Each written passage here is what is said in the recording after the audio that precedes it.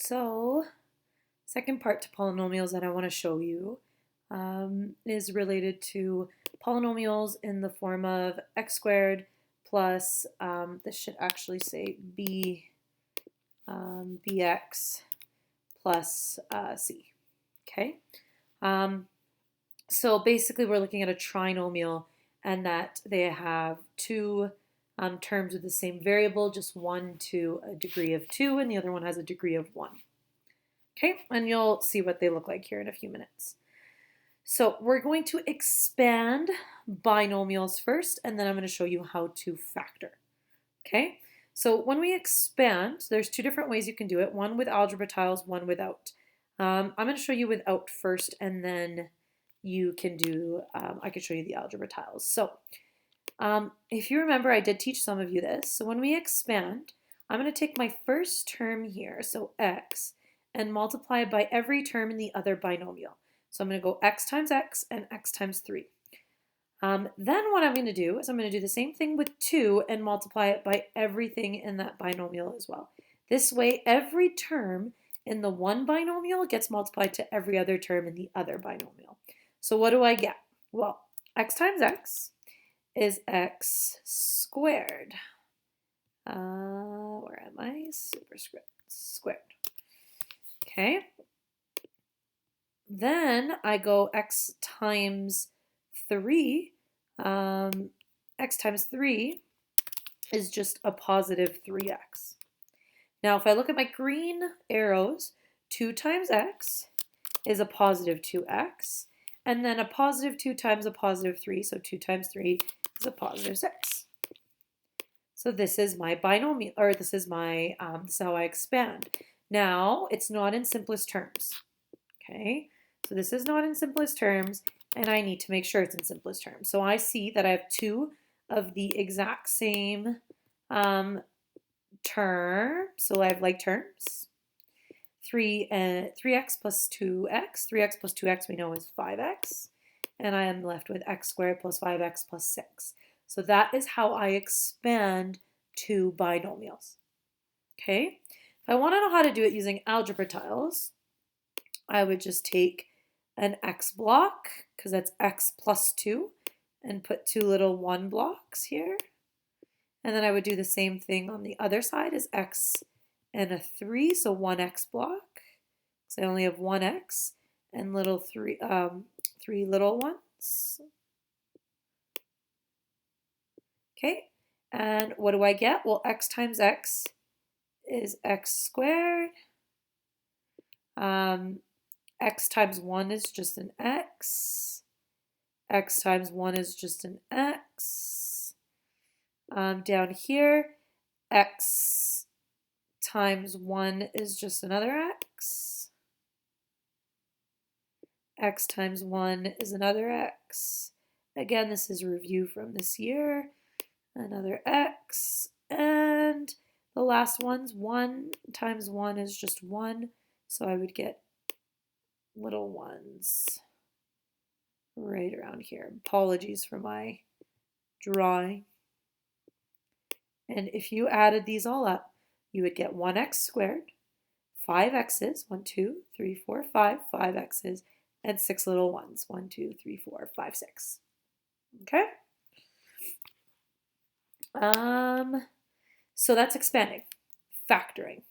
I'm just going to show you the one way to factor, and that is algebraically. So what we're going to do for factoring is we are going to look at the last number. So I need two numbers that will multiply to give me this last number here. And those same two numbers need to add to give me the middle number. Okay, so let's just brainstorm here. What two numbers multiply to give me 16? And I know those two numbers will add to give me 8. Well, I know 4 times 4 is 16, and 4 plus 4 is 8. So 4 and 4 work. So what I would do is, now that I've come up with two sets of numbers that do so, I'm going to open up two sets of brackets. Actually, I'll write it out. So open up a set of bracket. and open up another set of brackets. So this is what it looked like before we expanded. So we're just going to create what it looked like before we expanded. So I said 4 and 4 are those two numbers that multiply to give me 16 and add to give me 8. So I know x times x. So I know x times x gives me x squared. So I know where this x squared comes from. Now those numbers, 4 and 4, I'm going to put right here. So plus 4 plus 4. And that's how I factor. So if I were to check my answer, okay, so that's my factored answer. If I wanted to check, well, then I would just expand. So x times x is x squared. Well, that's where I got that from. X times 4 is 4x. X times 4 is 4x. Well, isn't 4x plus 4x 8x? And then 4 times 4 is 16. So that shows me that I get my answer. Okay, well, let's do the same thing, but now we're going to do it for x squared plus 7x minus 18. So again, I need two numbers that will multiply, and I'm just going to move this over. Two numbers that are going to multiply to give me a negative 18. So now we're at a negative 18, and they're going to add to give you a 7, a positive 7. So let's think of two numbers that multiply to give me 18. Well, I can think of 9 and 2. So 9 times 2 will give me 18. I also know, well, one of them has to be negative, right? So negative 9 times 2 will give me 18, or negative 2 times 9 will give me negative 18. Now, which combination would add to give me 7? Well, not negative 9 plus 2, because that's negative 7, but negative 2 plus 9 will give me that answer. So my two numbers are negative 2 and 9. So if I want to factor, I'm just going to copy this guy here. So I know x times x gives me x squared. And I know one of my numbers has to be 9 and the other one has to be 2. And I know that the 2 has to be negative. So that is how I factor that. Okay, that's it. If I do one more example with you, I'm going to do one expanding, one factoring. So if I were to expand, let's say this guy here. So negative x times x, and then I have to go negative x times 2. Just draw my arrows first, and then I go negative 2 times x, and then negative 2 times 2. So when I rewrite this out, negative x times x is negative x squared. So I'll just do a superscript. Okay. So I get squared. And then I get negative x times a positive 2 is negative 2x. I know negative 2 here, so now I'm on my red arrows, times x is negative 2x. Oops, sorry.